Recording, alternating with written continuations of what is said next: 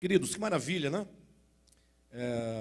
Mais um estudo acerca da nossa conferência. A conferência bíblica ocorreu no mês de outubro, a fim de que todos sejam um. São mensagens esclarecedoras, palavras que desmistificam todas as verdades que outrora nos foram trazidas mediante os vários invólucros teológicos, mitológicos.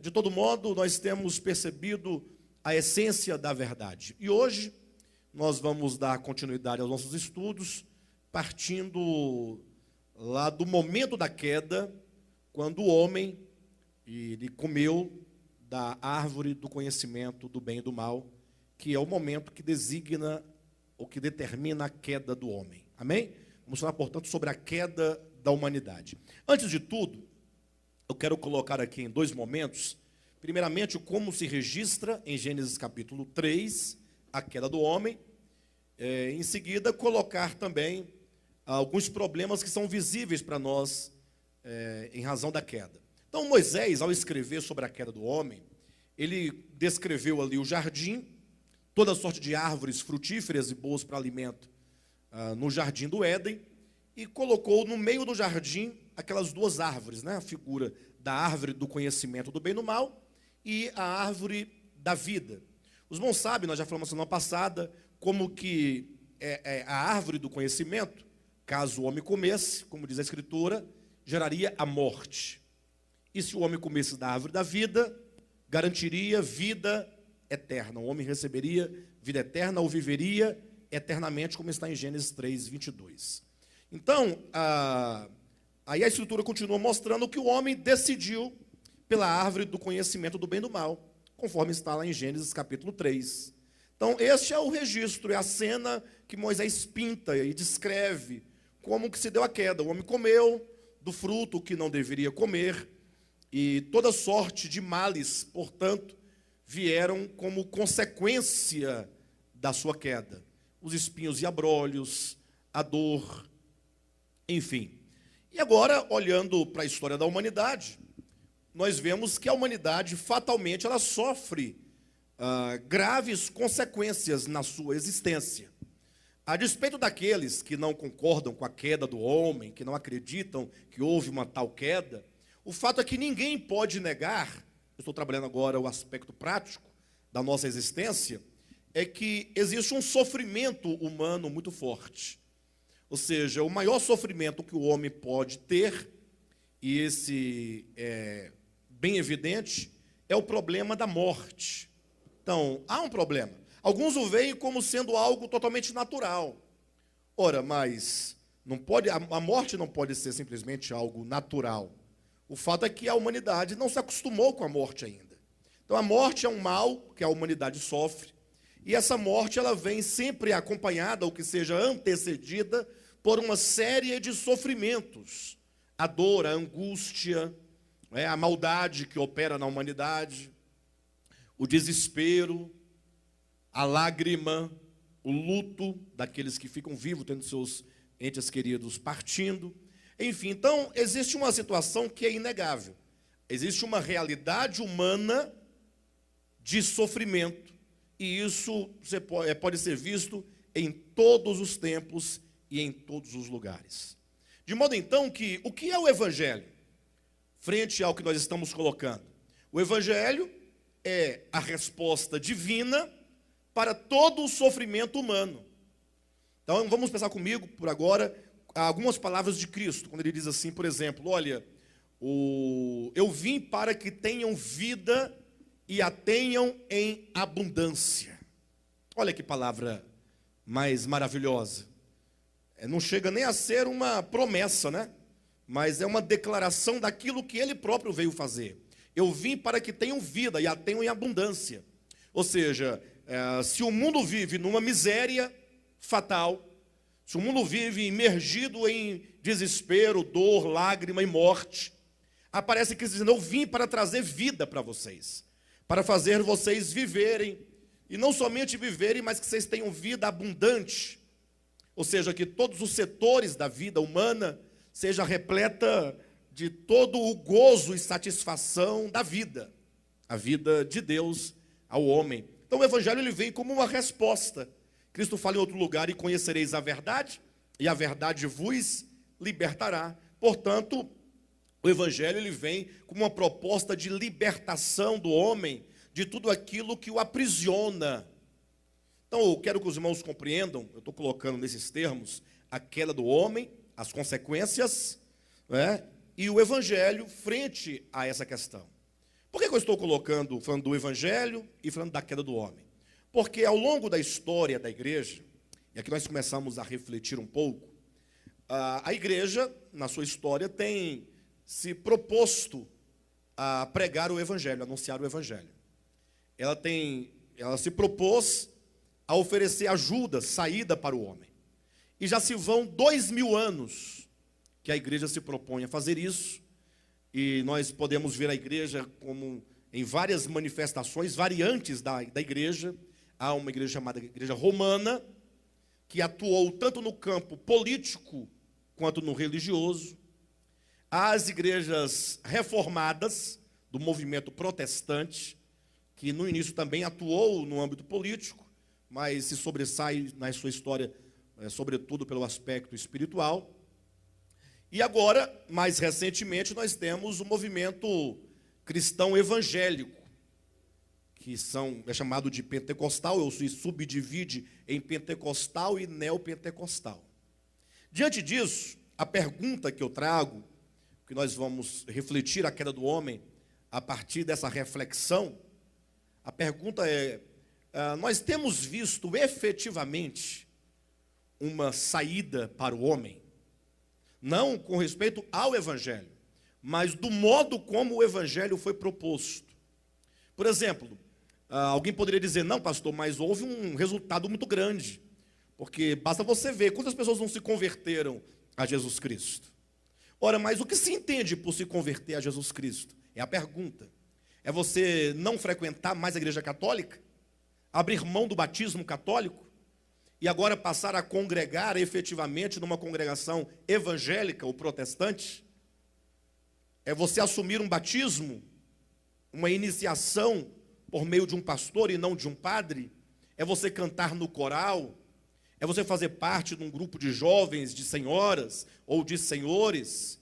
É você frequentar a igreja aos domingos, nas semanas, e você passar a carregar a Bíblia consigo para o trabalho? O que significa efetivamente isso? Que você agora contribui com suas ofertas ou com seu dízimo?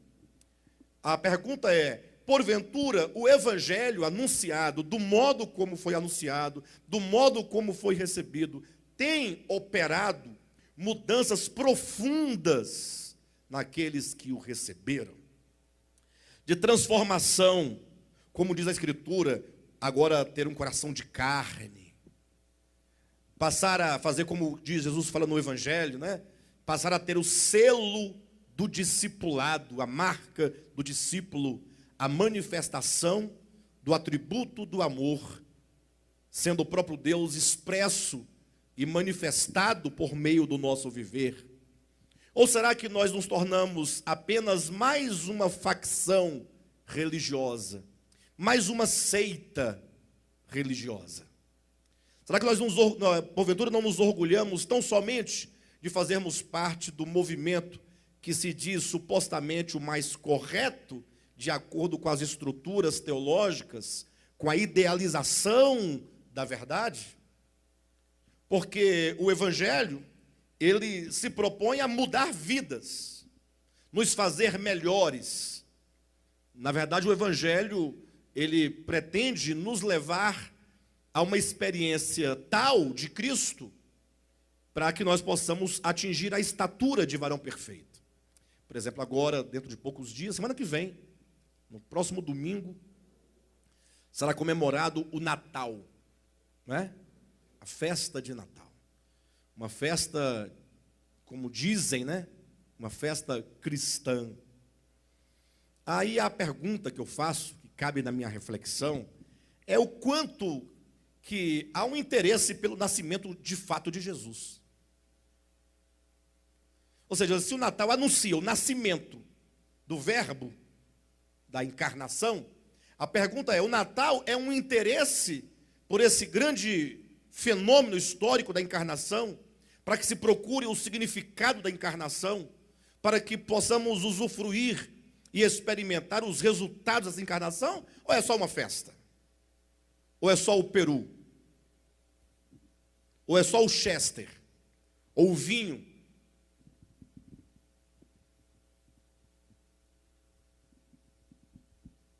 Estou me coçando aqui, que tem uns cabelos aqui pendurados. Eu abracei a irmã Joceleide ali agora há pouco, aí ficou toda assim, com coisa. Né, o irmão Nildo? O Nildo está ali. O cabelo cai, vai ficando com a gente, fica né? Tá bom. Mas voltando. Então, todo esse meu questionamento é simplesmente em busca do resultado. Qual é o resultado que temos atingido? Procede esse questionamento de uma insatisfação interior minha, como quem busca uma experiência real. E Deus nos tem chamado para conduzir as pessoas a uma experiência real da verdade. Mas a experiência real da verdade, ela não ocorre como uma mágica. Porque, infelizmente, sobretudo os cristãos protestantes evangélicos, eles têm pregado o evangelho como uma forma de mágica. Não, Jesus vai te libertar. E aí faz uma oração, expulsa um demônio, tal, faz uma campanha, faz um jejum, e pronto, ele vai te libertar. E a pessoa, muitas vezes, na sua sinceridade, se ela tem consciência ou ciência do que ela é, fica aguardando esse momento mágico, em que alguma coisa vai acontecer com ela e tudo vai mudar na sua vida. E eu confesso, me perdoe, mas eu nunca vi esse momento mágico acontecer na vida de ninguém. Né? As pessoas que têm o testemunho de que Deus as tem libertado, você pode verificar, fala assim: conta o seu testemunho. Deus me libertou da bebida. Muito bem. Eu bebia, não bebo mais. Tá bom, mas você não precisava de Jesus para isso não, né, amado amigo? Você não precisava, porque tem o AA que trata, né? Tem uma série de coisas que pode resolver, até mesmo na sua própria, o gerar de uma consciência nova acerca da vida pode libertar alguém do alcoolismo, digamos. Aí eu fumava, não fumo mais. Eu dançava, não danço mais. Quando tem aqueles mais cabulosos mesmo, não, eu comia defunto, eu era macumbeiro, pai de santo. Aí eu comia defunto no cemitério, matava galinha, sacrificava bode. Aí eu me libertei disso. Mas vejamos que a libertação do Evangelho, que o Evangelho nos propõe, é uma libertação integral, espírito, alma e corpo, que nos conduz a uma experiência humana divina, ou divina humana. De todo modo, esse meu questionamento visa nos levar a compreender o processo da queda. Ou seja, eu acredito que somente quando nós compreendermos o que é o homem em Deus e no reino de Deus, somente quando compreendermos o que foi a queda do homem efetivamente, pararmos de pensar na queda do homem como comer uma maçã, ou comer um figo, ou comer qualquer outra coisa, qualquer outra fruta, enquanto não pararmos de pensar por esses estereótipos meramente materiais, representativos, enquanto nós não conseguirmos discernir o que foi a queda, nós jamais vamos parar de repetir a queda e de reproduzi-la em nossas vidas. A queda não foi um ato isolado da história. A queda não foi um momento histórico em que o homem comeu um fruto e a partir de então tudo desandou e embora o homem se arrependa, as coisas continuem ruins. Na verdade, a queda é algo que ocorre dentro do coração do homem, do espírito humano. E essa queda, e essa decisão pela queda, ela ocorre constantemente, em atos ininterruptos, a partir de uma consciência que decidiu viver fora de Deus, longe de Deus ou independente de Deus. Para tanto, quero convidar vocês a virem, pensarem comigo, quero ler aqui alguns textos, e a partir desses textos falarmos um pouco, então, sobre a realidade da queda do homem. O primeiro texto, quero que vocês abram, está aqui no livro de Efésios. Abra a sua Bíblia.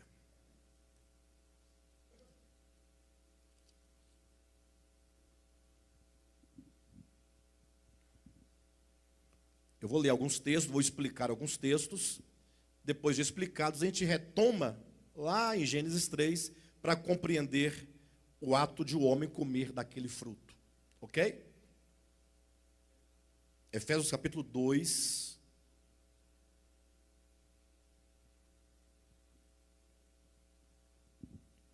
A partir do versículo 1, diz assim: Ele vos deu vida, estando vós mortos nos vossos delitos e pecados. Então, de cara se vê aqui o quê? A morte espiritual do homem. Evidentemente, essa morte não é a morte física, não é? Aqui fala de uma morte espiritual. Mas temos que entender como ocorreu essa morte espiritual. Versículo 2. Nos quais andastes outrora, ou seja, os homens andavam outrora em quê?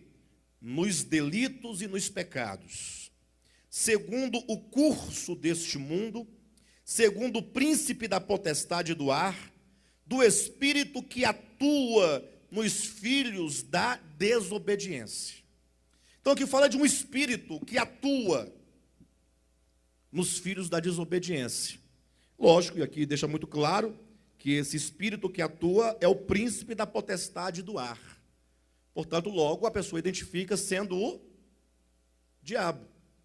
Agora, por gentileza, vamos pensar um pouco acerca desse ponto. O diabo, instância superior do mal, enquanto ser individual, criado por Deus, originalmente chamado Lúcifer. Pelo menos na Vulgata, assim, ele é identificado. Na sua Bíblia é chamado de estrela da alva, né? Estrela da manhã. Porventura, como pode ser esse príncipe da potestade do ar atuando? Porque ele diz que é o espírito que atua. Então, há uma atuação nos filhos da desobediência. Como será que esse espírito atua em cada uma das pessoas no mundo? Os filhos da desobediência. Você já parou para pensar nisso? Às vezes você lê um texto, até bonito, né? Nos quais andastes outrora segundo o curso deste mundo, segundo o príncipe da potestade do ar, do espírito que agora atua nos filhos da desobediência. Bonito texto. Mas o que ele significa e qual a implicação que ele nos traz? Porque fala do espírito que atua nos homens. E essa atuação não pode ser em outro lugar, senão na mente, no coração, na consciência. Vocês já viram por aí, porventura, um espírito atuando exteriormente na vida de alguém? Essa intervenção e atuação deve ser interiormente. Sim ou não? Agora eu pergunto, como pode ser isso? Será que, porventura, o demônio entra na mente de todas as pessoas e fica lá atuando, fazendo coisas e fazendo o homem pensar e fazer coisas que ele não deva fazer? Como que ocorre esta atuação? E é aqui que nós temos que parar um pouco e pensar. Há dois textos no Evangelho interessantes, já eu prossigo o texto aqui de Efésios, em que Jesus, ele fala, primeiro ele vai falar com Pedro, e em outro lugar ele vai falar acerca de Judas. Acerca de Pedro, ele fala assim, quando Pedro, num dado momento, Jesus falou assim: é necessário que o Filho do Homem vá para Jerusalém, e ele seja preso, e ele vai ser morto, inclusive. Será preso, insultado, cuspido, será morto, mas ao terceiro dia ele ressuscitará. Naquele momento, Pedro, ao ouvir tais palavras, pensou: ora, mas como assim, Senhor? O Senhor vai ser preso? Não, não é possível. E o Senhor vai ser morto, vão te matar? Senhor, isso de maneira nenhuma te acontecerá. Olha como Pedro falou. E Jesus, aí diz o texto, Jesus voltando-se a Pedro disse: arreda, Satanás. A maioria das pessoas pensam que Jesus ali estava expulsando Satanás, que estaria falando na boca de Pedro. Mas o texto é muito claro. Quando Jesus fala, arreda, Satanás, ele disse, e Jesus disse a Pedro, dirigindo-se não ao demônio, mas ao próprio Pedro, disse a ele, arreda, Satanás. Isso porque a palavra Satanás, ela significa literalmente adversário. O que significa que toda consciência, que toda mente e todo coração que se põe em adversidade a Deus, à vontade de Deus e ao propósito de Deus, é, de certo modo, Satanás. Satanás é aquele que se opõe. Se vocês terem uma ideia, eu não trouxe agora, eu deveria ter pensado nisso e trazer, mas como eu não planejo os estudos de quarta-feira, eu apenas vou desenvolvendo, eu poderia trazer e posso trazer, outras ocasiões, textos aqui, mesmo do Antigo Testamento, em que, por exemplo, no texto lá de Balaão, quando ali Balaão ele está indo de encontro à vontade de Deus, que ele iria realizar algo que não era a vontade de Deus, né? É dito que o anjo do Senhor se pôs no seu caminho para impedi-lo de prosseguir. Entenderam? Um texto simples. O anjo do Senhor, olha, é divino, é santo, se pôs no caminho, de modo que a mula empacou. A mula de Balaão não podia prosseguir, porque o anjo estava à sua frente impedindo que ela passasse. E ele, então, até ofendeu a mula naquele momento. Mas aí o texto diz que, quando diz que o anjo se pôs por adversário, de Balaão, na Septuaginta, que traz o texto em grego, diz que se pôs por Satã, por Satanás. Então nós temos que começar a desmistificar essa ideia de que o termo Satanás é um nome que se aplica tão somente à instância superior do mal, que é Lúcifer. Não, Lúcifer caído. A palavra Satanás é uma palavra que cabe em qualquer contexto, mesmo dos mais sagrados, mesmo a se referir a uma oposição que um anjo de Deus possa fazer a alguém. Então, naquele momento, Pedro se pôs por adversário de Deus. Ele diz, isso de nenhum modo te acontecerá. Ora, nós sabemos que a morte de Cristo foi foi o que de melhor aconteceu para o ser humano, porque ali era o próprio Deus vindo de maneira histórica, intervindo para manifestar a salvação e a redenção ao homem caído. Mas Pedro, por ignorância, disse, não, isso não te acontecerá jamais. Pedro disse isso, inclusive, com a intenção e com o propósito de defender a Cristo. Se qualquer coisa, fazer uma guerra, uma batalha, todo mundo puxar sua espada, e vamos defender o Cristo, e não vamos permitir que ele seja tocado, que matem a Cristo. Então, toda consciência, portanto, e todo o coração, toda a alma, o espírito, a sua parte inteligente, espiritual, toda essa parte cognitiva, que se coloca em oposição a Deus e a sua vontade, pode receber esse nome de Satanás. Satanás. Tratando-se de Judas, Jesus falando dos 12 discípulos, ele disse, olha, um dentre vós é diabo, é acusador. Diabo, a palavra diabo, ela tem um prefixo, ou melhor, na sua raiz, diabo, dia. Esse dia é uma raiz de a palavra que significa separação, aquilo que divide, aquilo que gera uma separação entre duas coisas, ou de alguma coisa que outrora estava inserida na unidade do todo anterior.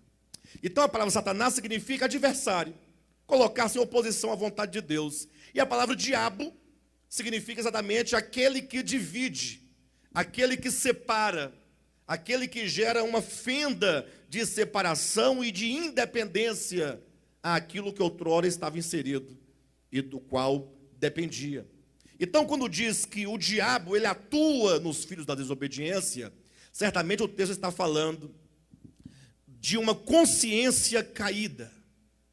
Devemos pensar, a partir tanto de Lúcifer caído, quanto dos anjos caídos, quanto dos demônios, como dos homens caídos, como sendo todos eles influenciados pelo Espírito. É um espírito, mas não é um espírito que fica vagando, como que um espírito humano que sai do corpo, ou um espírito de um demônio, mas a palavra espírito na Bíblia significa também consciência, ou seja, eu estou com o espírito abatido, quer dizer que eu estou com o meu ser, é o meu ser interior que está entristecido, é o meu ser interior que está angustiado, implica a minha natureza mais profunda, a minha natureza interior, o que a Bíblia chama de homem interior. Então, quando fala do espírito que atua nos filhos da desobediência, fala que todos os homens caídos, eles estão sob a influência de uma consciência caída. Ou seja, a queda do homem, lá em Gênesis, vamos verificar daqui a pouco, não implica necessariamente um ato de desobediência. Como se Deus colocasse, por exemplo, esse copo com água, diz, olha, não beba, por favor, eu não quero que você beba esta água. Aí eu chegasse lá, Deus não quer, ele falou para não beber, mas eu estou com sede, eu acho que eu vou beber essa água, sabe? Ele disse para não beber, mas eu vou beber. Danada, água gostosa. Aí, mas você desobedeceu a Deus. Deus falou para você não fazer e você fez. Então, a queda não é exatamente um momento histórico, pontual, em que o homem descumpre uma ordem. Não é meramente isso. Se fosse isso, ficaria muito fácil de se resolver. Uma vez, não, Deus perdoasse, o homem está perdoado, eu te perdoo. Você desobedeceu, eu te perdoo, vamos seguir em frente. O problema é que a queda fala de uma mudança muito grande dentro do homem, na sua consciência, no seu coração. Veja este outro texto aqui, vamos lá em Romanos capítulo 3, já eu volto para Efésios, se o tempo me permitir, em que vai explicar esse momento, ou melhor, essa condição do homem, esse desajuste na consciência humana, no coração humano, que gera a queda do homem. Capítulo 3 de Romanos, versículo 9. Que se conclui? Temos nós qualquer vantagem? Não, de forma nenhuma, pois já temos demonstrado que todos, tanto judeus como gregos, estão debaixo do pecado, como está escrito. Então ele vai demonstrar o que significa o homem estar debaixo do pecado. Não há justo, nenhum sequer. Não há quem entenda, não há quem busque a Deus. Eu quero que vocês verifiquem que as disposições do coração humano, aqui descrito, não há quem entenda, demonstra o quê? Uma mente totalmente contaminada pelas trevas da ignorância. É o homem que não consegue compreender a sua origem em Deus, a sua dependência de Deus, a sua natureza. Não há quem busque a Deus. Todos se extraviaram. Ou seja, se eles se extraviaram, implica que existe um caminho a seguir. Mas eles saíram desse caminho. A queda ocorre enquanto o abandono de um caminho a ser seguido. Todos se extraviaram, a uma se fizeram inúteis. Não há quem faça o bem, não há nenhum sequer. A garganta deles é sepulcro aberto, com a língua urdem engano, veneno de víbora está nos seus lábios, a boca eles a têm cheia de maldição e de amargura. São seus pés velozes para derramar sangue. Nos seus caminhos há destruição e miséria. Desconheceram o caminho da paz. Não há temor de Deus diante dos seus olhos. Então, quero colocar aqui pelo menos 3 ou 4 coisas. Primeiro, o homem, quando criado, eu vou enumerar aqui, os irmãos anotem se for preciso. Criado originalmente, o homem, ele passou por um período, eu não posso precisar, a Escritura também não precisa, em que ele não tinha o conhecimento do bem e do mal. Ou seja, o homem não tinha o discernimento entre o bem e o mal, entre a luz e as trevas. Portanto, se ele não tinha tal discernimento, não se pode falar que ele tivesse livre-arbítrio. Como é que ele pode ter livre-arbítrio? Como é que ele pode arbitrar a sua vida? Como é que ele pode decidir por uma coisa ou pela outra, se ele não tem a consciência do que seja uma coisa e outra, ou o bem ou o mal? Basta você pensar num animal. Um animal, ele não pode ser dito acerca dele que ele tenha livre-arbítrio, tenha liberdade de escolha, porque ele não discerne entre o bem e o mal. Quando ele faz algo, ele faz por mero instinto. E toda ação do animal e reação é uma ação e reação instintiva, mas nunca a partir da consciência do bem ou da consciência do que seja o mal. Então o homem, ele teve esse período de infância. O homem na sua infância, a humanidade na sua infância, ele precisava crescer, até o momento em que ele atingisse tal consciência de discernir o bem ou o mal. E esse momento é apontado por Gênesis como sendo o momento em que aquela árvore surge diante do homem, a árvore do conhecimento do bem e do mal. Em Gênesis capítulo 3, versículo 21, Deus afirma a seguinte maneira: o homem se tornou como um de nós, conhecedor do bem e do mal. Ou seja, até então, o homem não tinha conhecido o bem ou o mal, não tinha tal conhecimento. Ele era totalmente ignorante nas suas faculdades com respeito a isso. O homem criado originalmente, ele tinha todo o potencial de ser homem, mas ele não estava consciente em atualidade até que chegou esse momento da árvore do conhecimento. Quando diz lá que o homem comeu do fruto, lá em Gênesis capítulo 3, a primeira coisa, ali demarca o momento em que o homem ganha a consciência acerca de si mesmo, acerca do outro, acerca da criação, acerca de Deus. A árvore do conhecimento, portanto, não é algo de todo ruim. Não pode ser vista como algo ruim. Entenda? Daqui a pouco os irmãos vão ver por que é dito que o homem morreria. Calma. Mas não é algo de todo ruim, até porque o que ela implica é aplicado a Deus. Ou seja, o homem comendo do fruto, não teria ele conhecimento do bem e do mal? Mas não é dito de Deus? O homem se tornou como um de nós, conhecedor do bem ou do mal? Então, o fato de ser conhecedor não é o mal, não é o erro. O problema é como o homem vai proceder daqui por diante. Ou seja, o que o homem fará desse conhecimento. De modo, então, que quando o homem, então ali ele está diante daquela árvore, o texto lá é claro quando diz assim: mas da árvore do conhecimento do bem e do mal não comerás, porque no dia que dele comerdes certamente morrerás. É nesse texto que nós temos a chave que responde o significado da queda do homem. Então quero ler com vocês. Eu peço, não desmarquem Romanos 3, que é aqui que nós vamos desenvolver o texto, tá? Gênesis capítulo, vamos abrir primeiramente no capítulo 2 e vamos entender algumas coisas aqui.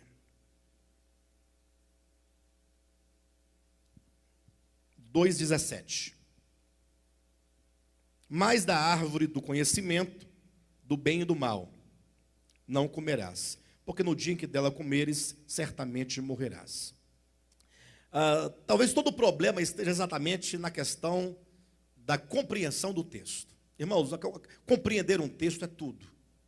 Porque quando você lê um texto e você não o compreende naquilo que ele quer dizer, e você tem a ideia de que você compreendeu, você vai passar a sua vida todinha asseverando algo que não é verdadeiro. Porque a pessoa leu aqui, mas a minha Bíblia diz, pastor, que se o homem comer do fruto, morreria. Então você não pode dizer que essa árvore do conhecimento do bem e do mal, ela é boa em si, ela tem algum aspecto positivo, porque comendo o homem morreria. Ou seja, o homem aqui é proibido de comer desta árvore. Aí, se você diz que a árvore implica o conhecimento do bem e do mal, por que Deus então proíbe o homem de comer essa árvore? O homem estaria impedido ou proibido de se tornar conhecedor do bem e do mal? Bem, esse paradoxo não sou eu que vou resolver. Pensa comigo. A árvore é a árvore de quê? Me ajuda aí. Do conhecimento do bem e do mal? Se o homem quando o homem comeu, pelo texto de Moisés, Deus diz, agora que o homem comeu, se tornou conhecedor do bem e do mal. Isso não significa que o homem não tinha o conhecimento do bem e do mal, sim ou não? E como é que era o homem antes do conhecimento do bem e do mal? Desse discernimento. Basta você pensar numa criança. Assim que nasce uma criancinha, na sua tenríssima idade, se essa palavra existir, na sua tenra idade, eu pergunto, ela tem o conhecimento do bem e do mal? Tem como você julgar o ato, a atitude, o procedimento? Se ela está chorando alto demais e está incomodando os vizinhos, tem como você julgar isso?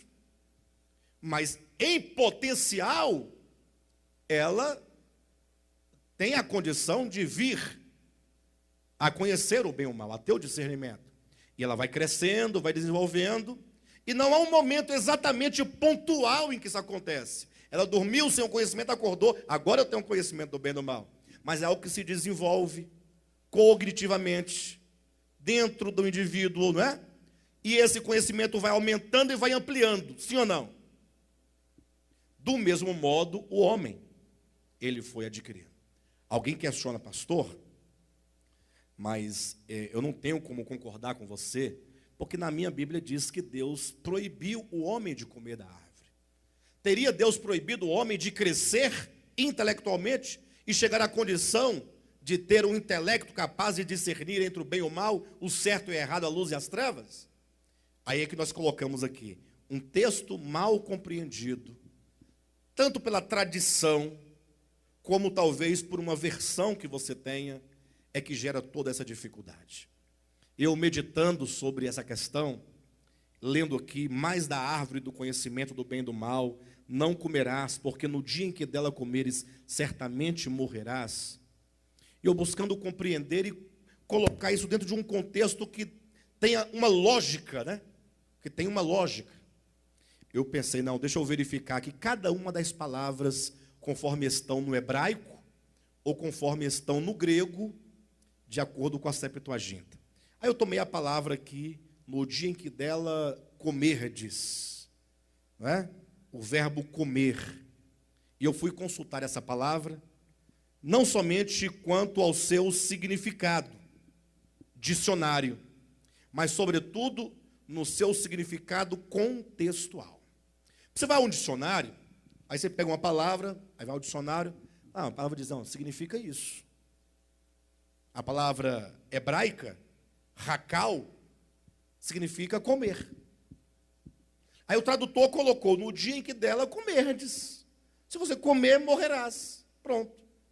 Aí ficou simplório, porque no dia que o homem for lá e comer daquele fruto, pronto, vai vir a vida dele a maior desgraça que pode acontecer com alguém, a morte.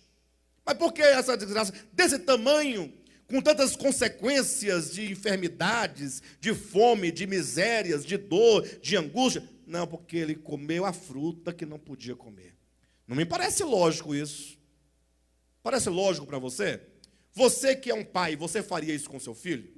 Você colocaria uma maçã sobre a mesa e diria para o seu filho, olha, não coma. Mas por quê? Não, porque esse aqui é o meu teste, para testar a sua obediência, a sua capacidade de obediência, saber se você me ama, me obedece. Se você comer, eu vou colocar você, vou expulsar você de casa, vou te colocar para ficar aí solto, errante, nas drogas, na miséria, na fome. Aí você colocaria a maçã, o seu filho fosse lá comer, se você faria isso, expulsaria ele de casa? Hã? Tem sentido? E para fundamentar mais ainda, Jesus fala, se vós que sois maus, sabeis dar boas dádivas a vossos filhos, de modo que se o seu filho te pedir um pão, você não dará uma pedra, você vai dar um pão, não? Agora, imagine o Pai Celestial. Ou seja, se nós maus não fazemos isso com os nossos filhos, Deus faria isso?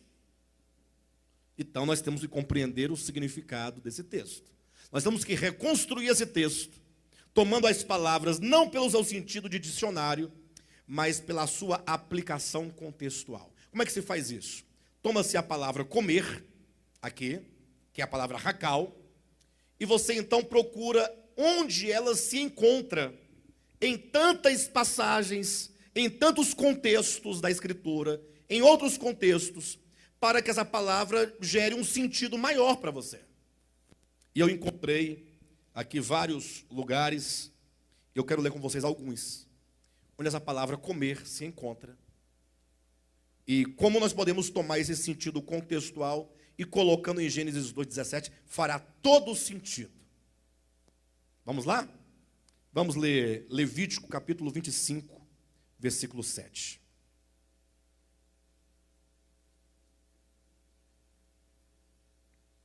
Onde se encontra aqui a palavra rakal, a palavra comer. Levítico 25, versículo 7. Eu vou ler os versículos 6 e 7. Aí os irmãos vão perceber que essa palavra, ela tem um significado muito mais amplo do que o mero ato de comer algo pontualmente. Diz assim no capítulo 25, versículos 6 e 7. Mas os frutos da terra, em descanso, vos serão por alimento. A ti e a teu servo, e a tua serva, e ao teu jornaleiro, e ao estrangeiro que peregrina contigo, e ao teu gado, e aos animais que estão na tua terra. Todo o seu produto vos será por mantimento. A palavra mantimento é a mesma palavra de Gênesis capítulo 2, 17. No dia em que dela comerdes. Comerdes, do verbo comer, racal, é a palavra mantimento, racal. O que significa isso? Por que comparar contextos?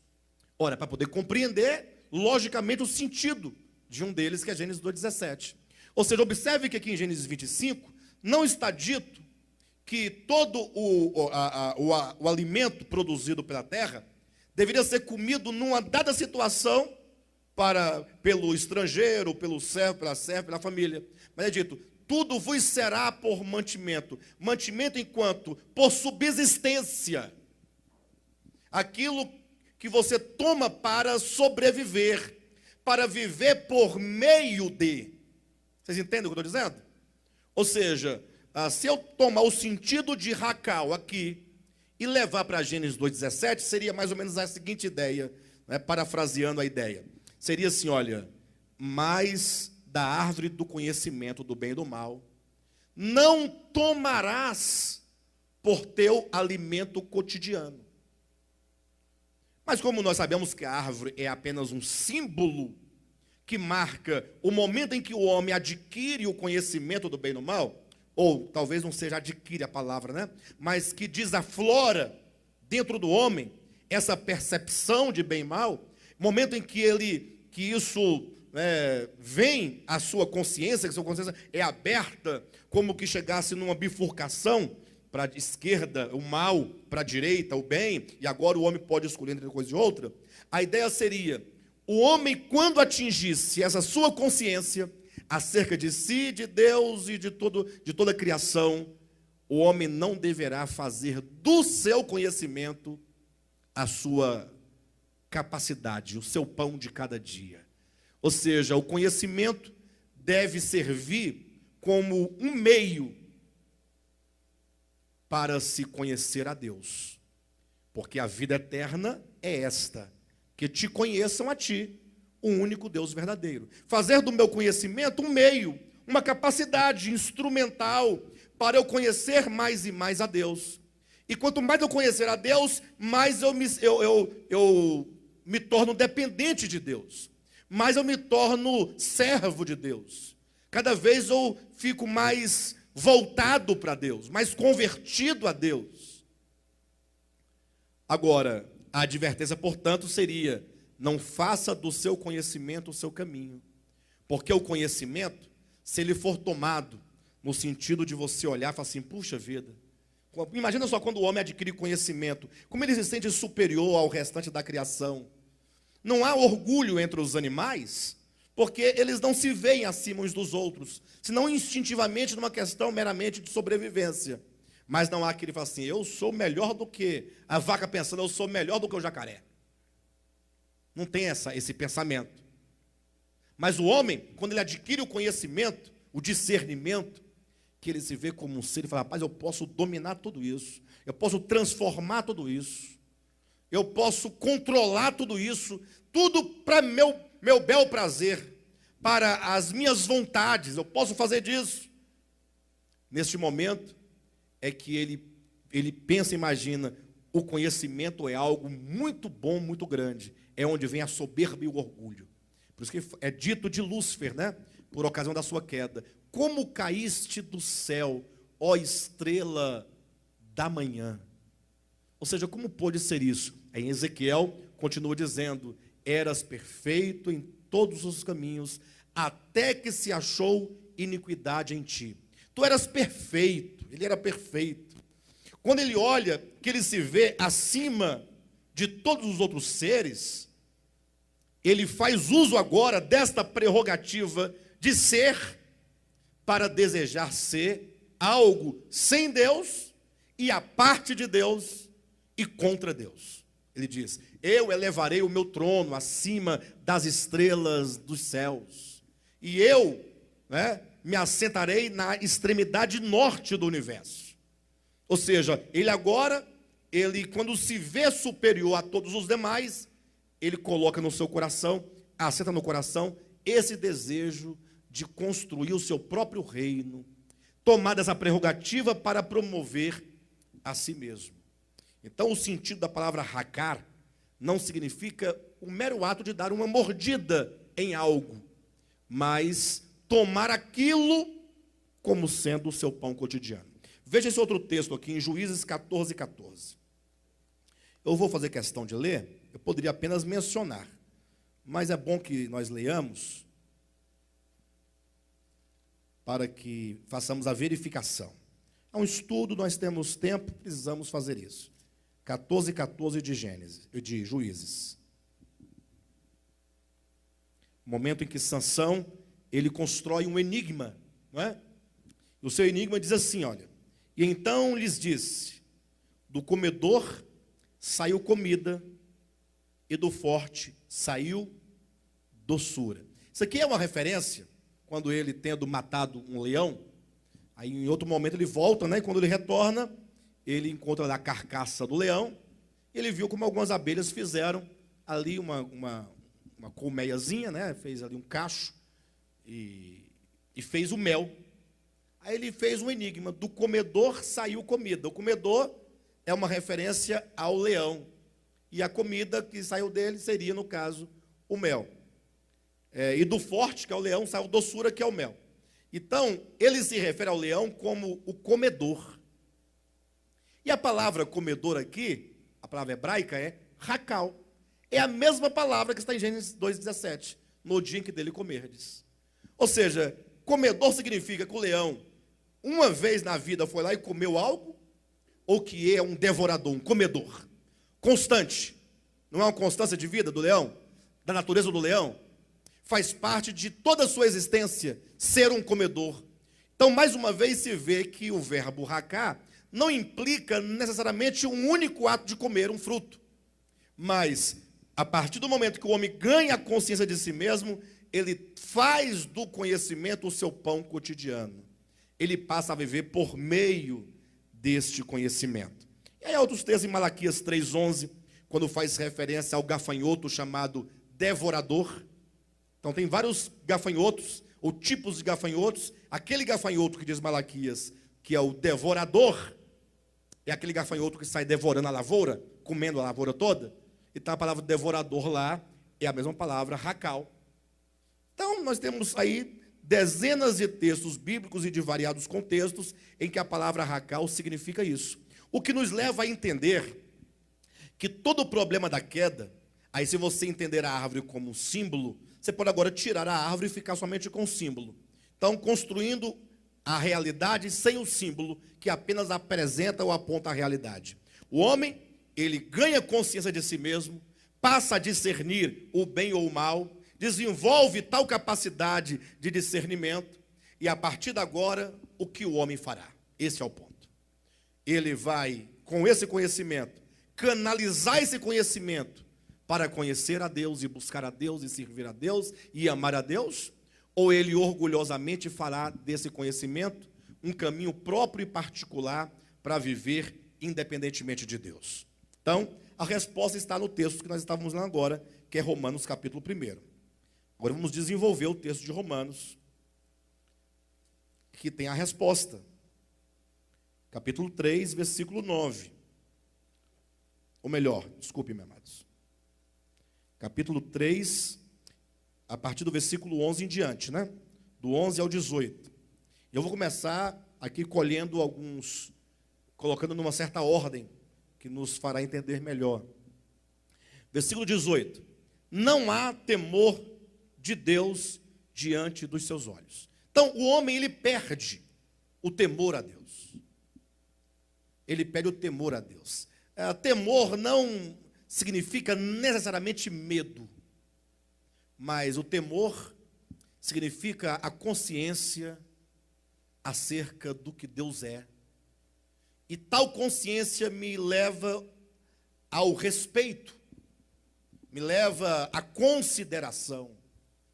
Por exemplo, quando diz assim, o princípio da sabedoria, o temor é o princípio da sabedoria. Se você pensar em medo, o medo não tem sentido. Por que o medo é o princípio da sabedoria? O que o medo tem com a sabedoria? Sabedoria diz respeito a uma consciência sábia, uma consciência que é capaz de ter um juízo de valor correto sobre dada coisa.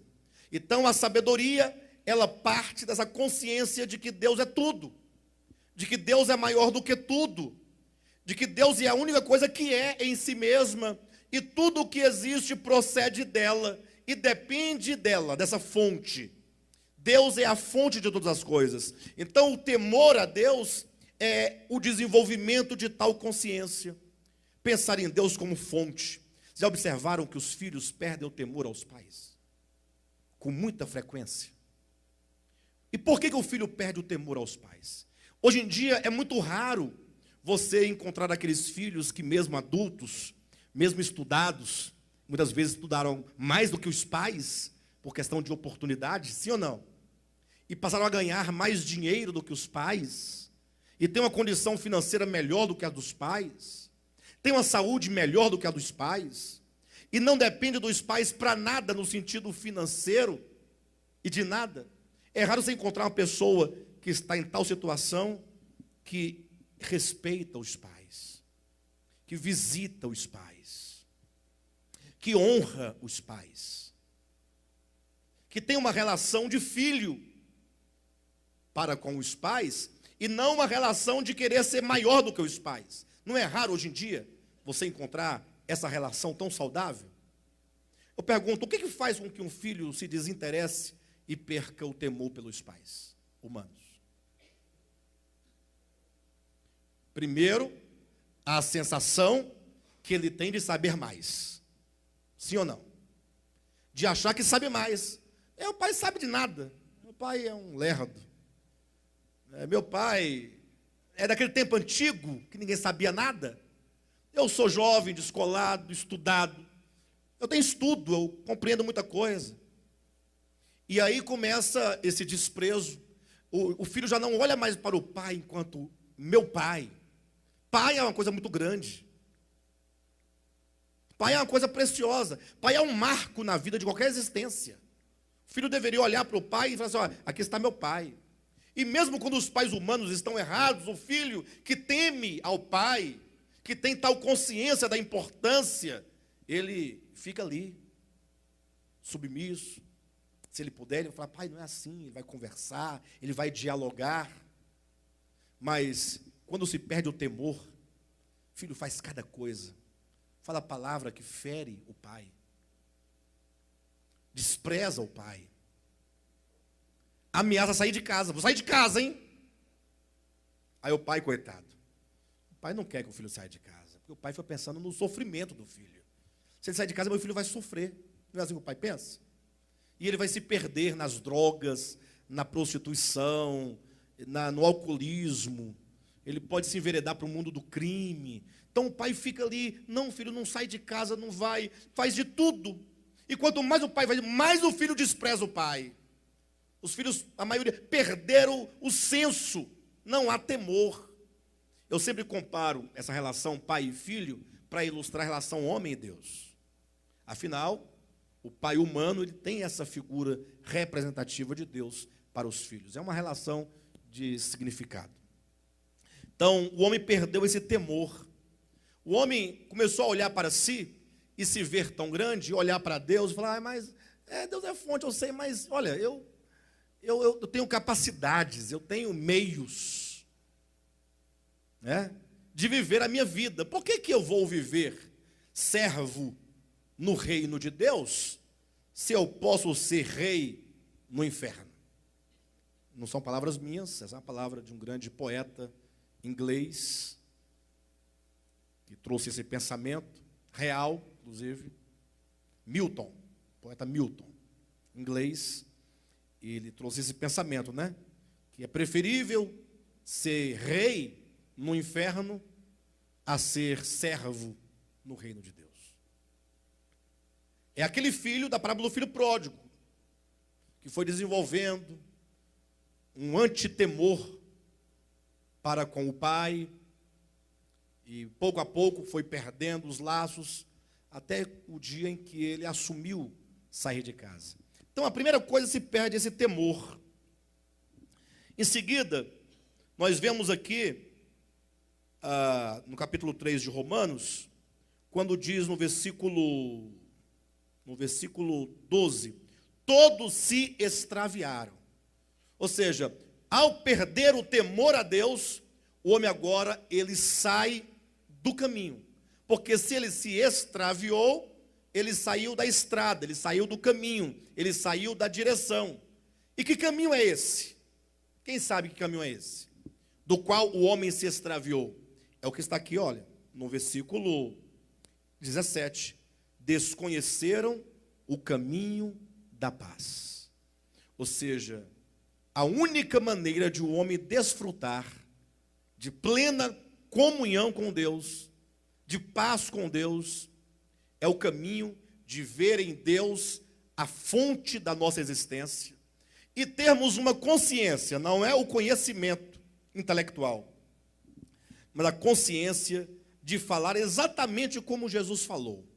Vou falar duas coisas que Jesus falou que mostram essa consciência desse caminho da paz. Primeiro, ele diz assim, acerca de si mesmo em João capítulo 6, assim como o Pai que vive me enviou. Aí ele fala acerca dele, e eu igualmente vivo pelo Pai. Já imaginou isso? Você já disse isso? Eu vivo pelo Pai. Por quem você vive? E esse viver inclui toda a sua existência. Se você respira, você vive por Deus. Eu respiro por Deus. Tudo que faço, tudo que sou, tudo que posso, só é possível nele. Outra coisa que Cristo fala, e isso talvez seja a coisa mais complicada, embora a coisa mais simples, porém mais complexa. É um paradoxo, né? Porque intelectualmente é fácil de você entender, mas para entrar isso no coração e passar a governar a sua vida, quando Jesus fala assim, olha, eu sou a videira verdadeira, vós sois os ramos. Assim como o ramo não pode produzir fruto, se não tiver ligado à videira, assim também vós não podeis produzir frutos. Aí, mas ele fica pensando, o fruto do Espírito, tem essa tendência de ficar sempre jogando para as coisas espirituais. Mas isso aqui é uma parábola. A parábola traz uma natureza física, concreta, que você tem que tomar dela o ensinamento, a moral. Pensa na videira, numa árvore, pensa numa árvore, literalmente falando. A árvore, ali, a estrutura de raiz, caule, que é a parte principal, é aquela parte que a raiz toma da terra a água, sais minerais, nutrientes, vitaminas, tudo que a terra oferece. Aquilo é processado e como uma seiva, que é a substância, é a vida da árvore, que agora vai pelo caule e é distribuída para os ramos. Ó. Assim como esse ramo, olha para esse ramo procede da videira, tem origem da videira. A videira vive sem o ramo, mas o ramo não vive sem a videira. E esse ramo precisa dessa seiva para produzir fruto, o ramo. O fruto aqui é o que o ramo pode produzir. Mas o fruto da sua vida é o quê? É qualquer coisa que você possa produzir, fazer, acontecer na sua vida. Tudo o que você faz só pode ser possível por meio de Deus, de Cristo. Eu sou a videira, vós sois os ramos. Ele declara, sem mim, nada podeis fazer. Já imaginaram quando essa verdade que liberta, né, o homem, passar a controlar o meu coração, controlar toda a minha existência. Quando em tudo eu tiver tal percepção, sem Deus eu nada posso fazer. Já lembram quando vocês eram crianças? Criancinha. E que vocês dependiam muito dos pais? Muito dos pais. Você talvez estivesse num lugar desconhecido, então você não pode se perder do pai porque você está numa multidão desconhecida, num lugar desconhecido. Você tinha aquele medo, ficava perto do pai, segurava na roupa, na saia da mãe, ou na calça do pai, e na hora da refeição, o pai tem que comprar o alimento, colocar para você, tem que cuidar de você, tudo é o pai. Ou uma criança recém-nascida, que se o pai largar lá em cima e deixar, ela vai morrer. Ela nada pode fazer de si mesma, tem que ter alguém para cuidar, não é? Quando essa consciência nos tomar o coração, e nós começarmos a caminhar, deitar, acordar, se alimentar, em todos os momentos, em tudo, você ser controlado por essa verdade. Eu não posso nada sem Deus. Isso gerará uma profunda sensação de agradecimento. Nós seremos pessoas gratas. Louvar a Deus será uma coisa mais normal e a coisa mais natural. Ninguém precisará falar para você adorar a Deus. Porque nós adoramos a Deus de várias maneiras, né? Adoração não é só de uma maneira, mas uma das maneiras que há, uma delas, é por meio de canções. O homem, em toda a sua história, o homem, ele faz canções como meio de declaração daquilo que ele é, daquilo que ele sente, daquilo que ele percebe. Mas a pior coisa que tem é você estar num lugar em que você, por força de circunstância, é obrigado a cantar ou a fingir que canta, ou estar no meio de todo mundo cantando aquilo que você não tem vontade de cantar. É muito ruim. Porque aquela música não tem nada, você não tem vontade de dizer aquelas palavras, elas não dizem respeito a você. Elas não mexem com você. Elas não falam com você. Não há um diálogo entre você e a canção. Aí você fica ali esperando aquela porcaria de música acabar. Eu quero que venha logo a palavra, eu quero ouvir a palavra. Essa música não cola para mim, não funciona. Não tem relação. Você levar para um ambiente para um ambiente profano, você percebe que as pessoas, por que essas músicas sertanejas, elas fazem tanto sucesso? No meio da juventude. E até aqueles que dizem que não gostam de música sertaneja, quando estão no ambiente, eles cantam e acham bom também. Por quê? Porque eles cantam a vida das pessoas. Pode olhar as letras das músicas sertanejas. Falam das pessoas. Agora, há outras canções que também falam também profundamente da vida. Mas como fala de uma como eu posso colocar? Não é de uma fase, de um relato. Não, é de forma velada, quer dizer. Mas eu digo assim, como fala de uma estrutura mais interna, mais profunda da vida, da essência humana, aí é pouco desejado por falta de profundidade das pessoas. Por exemplo, se você pegar canções de Legião Urbana, elas são mais profundas do que uma música sertaneja. Ela fala de coisas mais estruturantes da vida humana e de suas relações, né? E aí há outras músicas ainda mais profundas. Quanto mais profunda, quanto mais atinge uma estrutura profunda da existência humana, menos é desejável, ou menos é apreciável, ou menos é sentida, percebida. Então, infelizmente, a gente vive numa época em que as pessoas querem rebolar. Querem rebolar. Eu conversando com o irmão Vinícius essa semana, pastor Josué, você imagina só a notícia que ele me deu. Porque nem tempo eu tive para ver esse tipo de coisa, né? Mas olha, ele falou assim, pastor, você não acredita que aquela música Trem-Bala, vocês conhecem a Trem-Bala? Como é que é? Lembra aí um pedacinho dela? Não é sobre ter todas as pessoas em torno de si. Música boa, né? Letra boa, já viram? Puxa vida. Aquela música podia ser substituída ou colocada no lugar de qualquer música gospel por aí, que daria mais sucesso, seria melhor para os crentes. Pode tirar essa turma todinha de gospel, colocar só trem-bala na igreja, que já vai ajudar o povo. Música boa. Porque fala uma verdade profunda da necessidade que os homens têm de ver a vida como ela é, as pessoas como elas são, da necessidade que nós temos de viver dependente uns dos outros. Isso é uma maneira de falar o evangelho, sem falar o nome evangelho.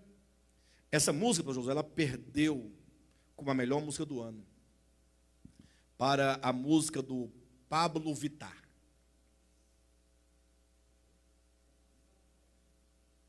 Hã?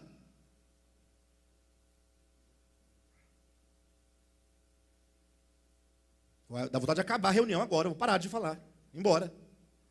Qual que é o sentido disso? Quem foi que votou nisso? Porque o povo está tão superficial, não sente mais. Eles estão sentindo só a pulsação da carne, os nervos, o sangue. Não tem mais coração.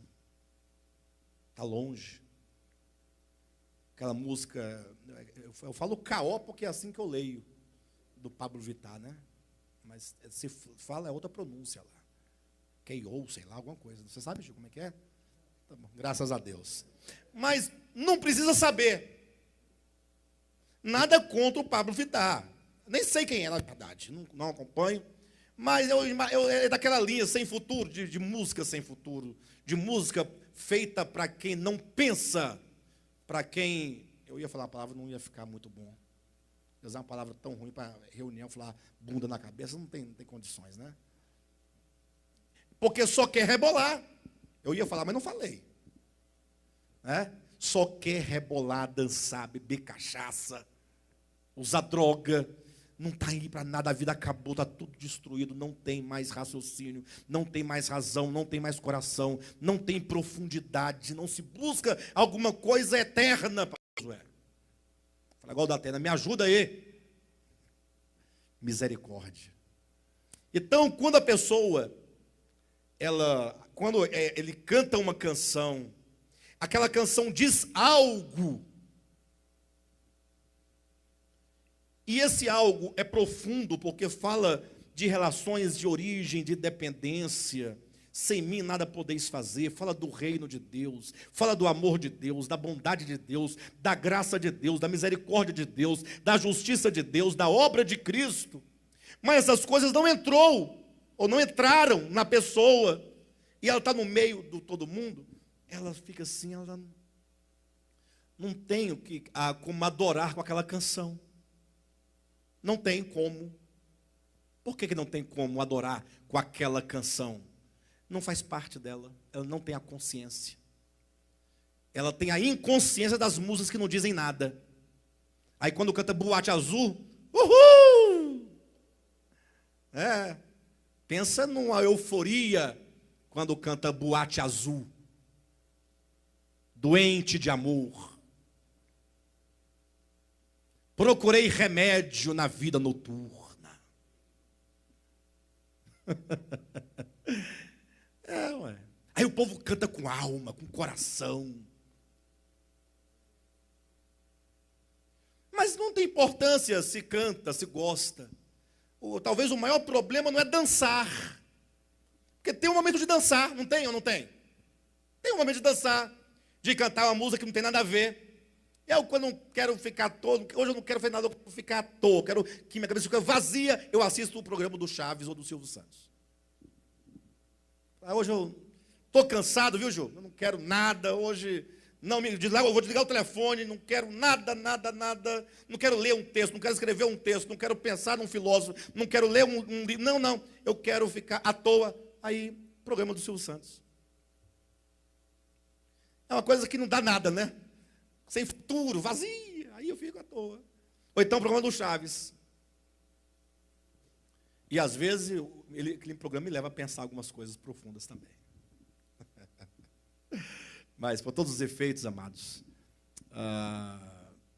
Quando essa verdade passar a dominar o nosso coração, sem mim nada podeis fazer, a adoração a Deus, dentre tantas outras coisas, será uma coisa espontânea, né?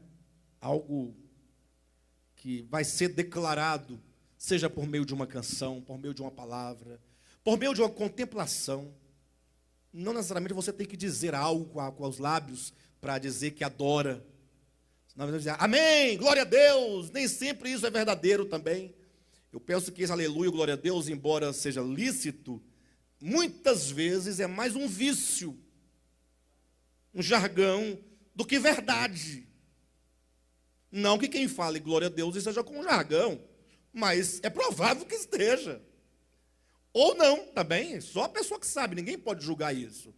Mas nós não podemos medir ou aferir a espiritualidade, o conceito de adoração, por uma palavra que foi expressa ou que não foi expressa. Às vezes você ouve e aquela contemplação do Espírito já diz tudo, né? Que é um reconhecimento interior.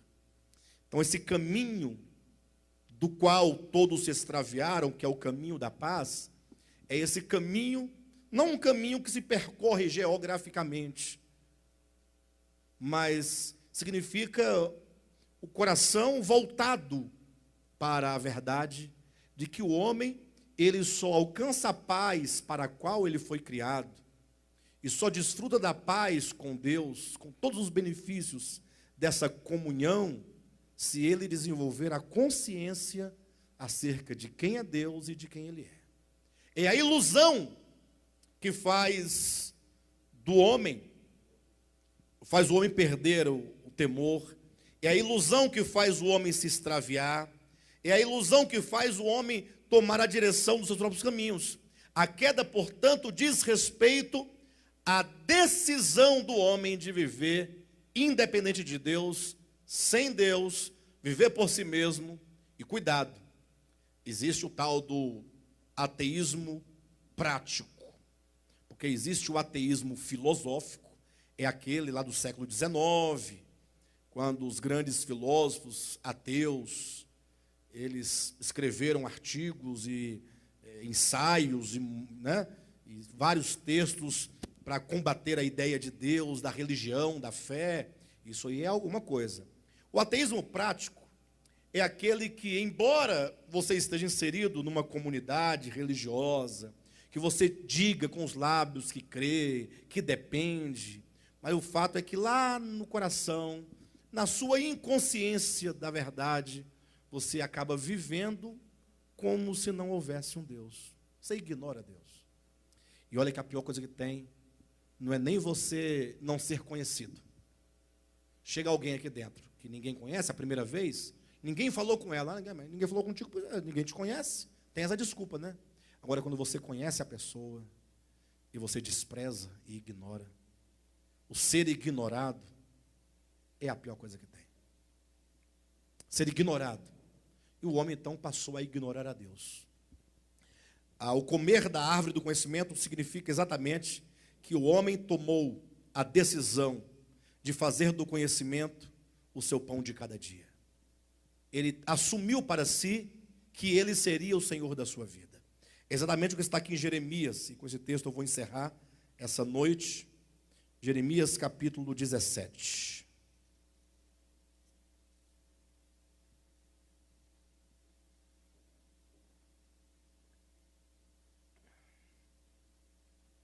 Acharam?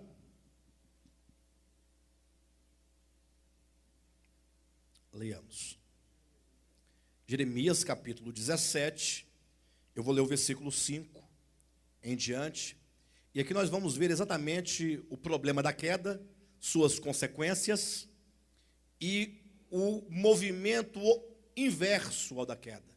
Ou seja, se você quer mudar a sua vida, se você quer ter uma restauração do problema da queda, então você vai ter que assumir esse caminho oposto.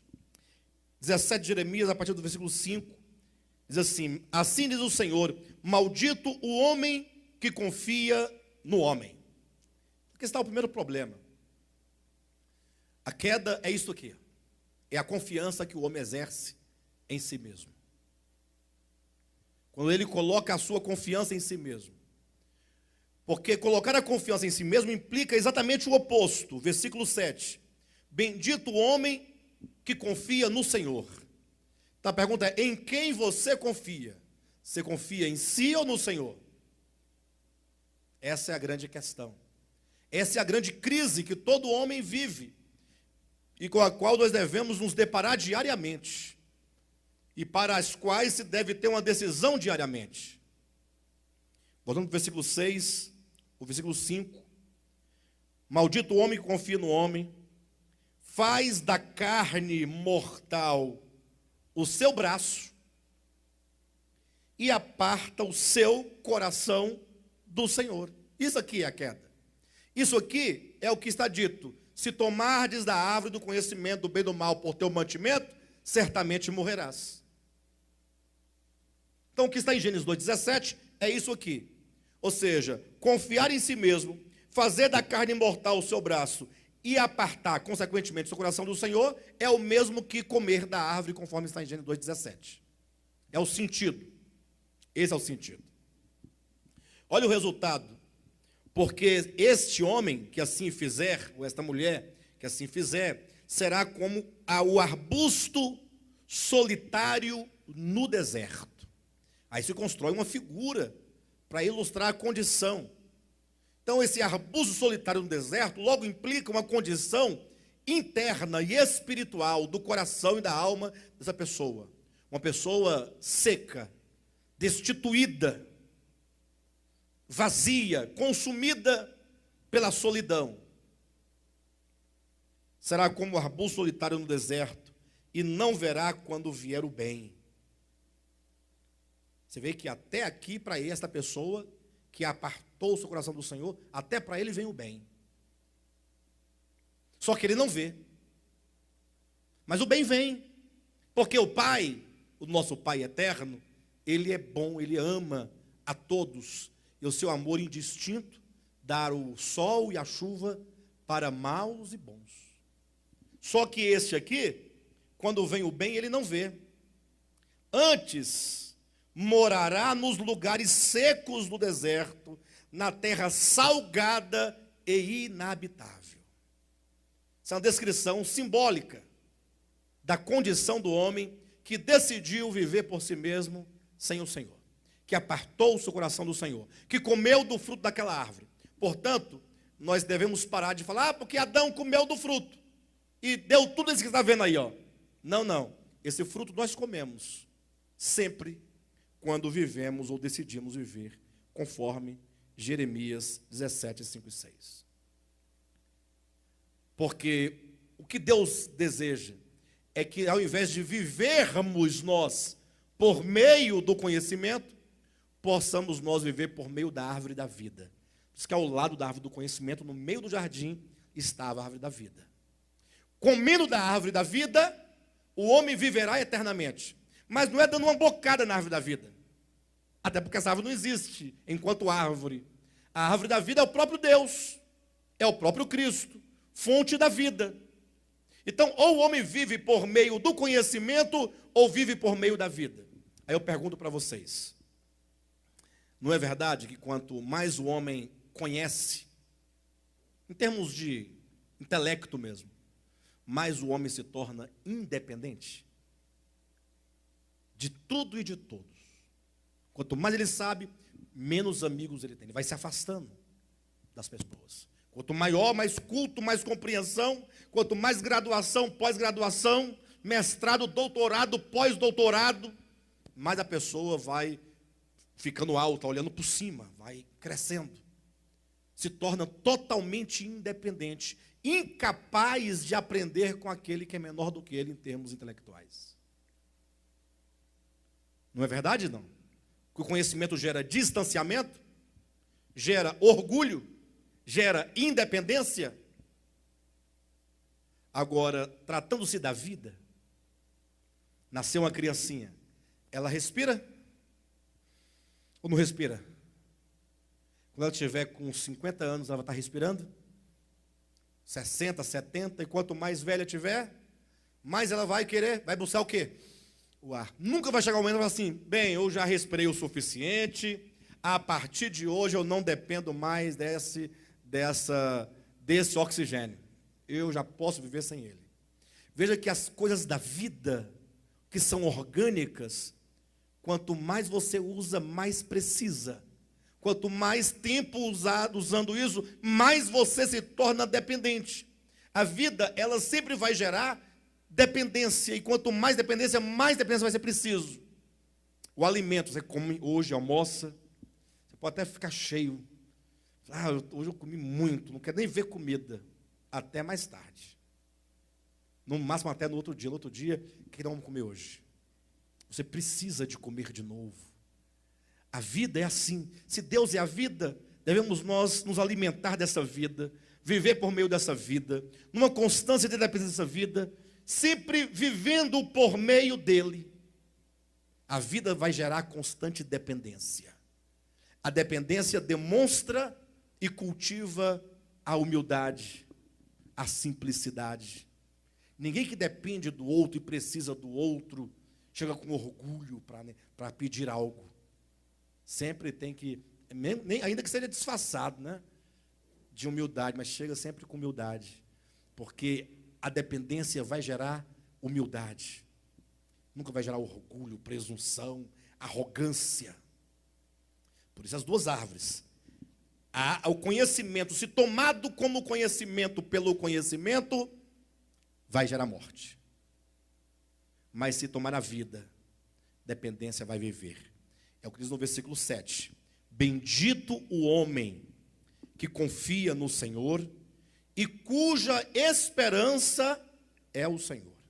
Porque ele, olha o resultado, é como árvore plantada junto às águas, que estende as suas raízes para o ribeiro e não receia quando vem o calor. Aqui diz para o outro que, embora vivesse no deserto, o bem viria, né? O bem virá, só que ele não verá o bem, mas o bem vem. E aqui diz que ele é como uma árvore plantada junto às águas, que estende as raízes para o ribeiro, e vem o calor. Aqui vem a adversidade. Só que ele não receia quando vem o calor. E não receia quando vem o calor, mas a sua folha fica verde. E no ano de sequidão, não se perturba e nem deixa de dar fruto. Por quê? Porque a sua raiz busca as suas origens. Os seus ramos estão buscando na raiz ali, na fonte, todo o seu sustento. As raízes descem ao ribeiro ou aos mananciais para buscar o seu alimento. Então, a despeito do calor, das adversidades que assolam a humanidade, esse que confia no Senhor, ele fica verde, ele fica firme, né? Tem vida. Que maravilha. Então, essa é a questão da queda do homem.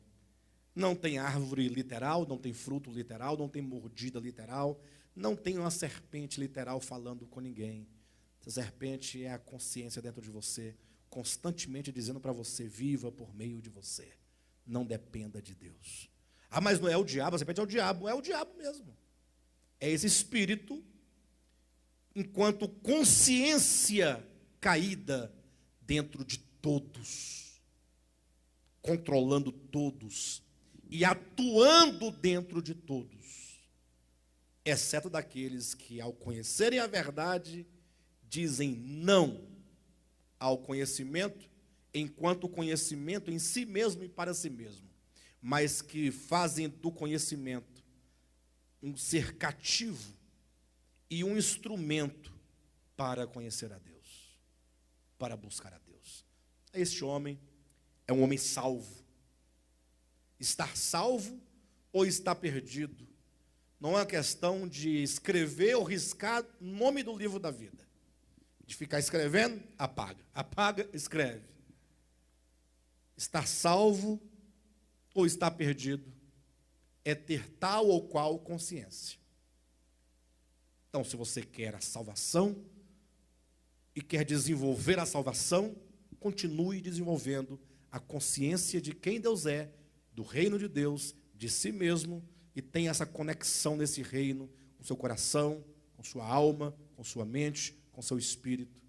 E você será como esta árvore frutífera, que não receia o calor, que não deixa de dar fruto, porque confia no Senhor e porque tem no Senhor a sua esperança. Amém? Glória a Deus. Os irmãos estão entendendo? Que maravilha. Então, vamos encerrar agora com uma oração. Quero lembrar os irmãos que o nosso culto, no próximo domingo, será às 9 horas da manhã. Tá bom? Só este domingo, em razão do feriado do dia 25. Então, as pessoas querem ir para a casa dos parentes, assar chesta, essas coisas, fazer farofa.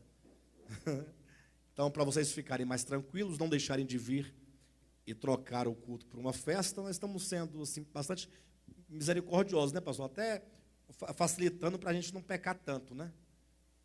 Tá bom? Então, o culto vem para amanhã, nesse domingo que vem. Quarta-feira que vem? Por que não teria? O que tem quarta-feira? Não tem? Tem sim. Me desculpe. Quarta-feira tem estudo. Quarta-feira, o que é quarta-feira? Não tem. Culto não entra de férias. É verdade, desculpa colocar, mas assim, domingo e quarta são os cultos da igreja, não entra de férias.